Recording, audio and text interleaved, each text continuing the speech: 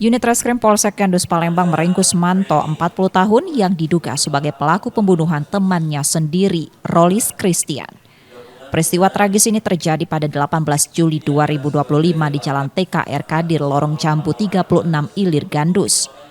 Tersangka ditangkap di kediamannya tanpa perlawanan. Polisi turut menyita sebilah pisau dapur yang digunakan untuk menusuk korban. Dari hasil pemeriksaan, motif pembunuhan diduga karena pelaku merasa malu saat ditagih hutang Rp800.000 dengan suara keras di hadapan orang tuanya yang tengah beribadah. Insiden bermula ketika korban mendatangi rumah tersangka dan menagih hutang sambil berteriak.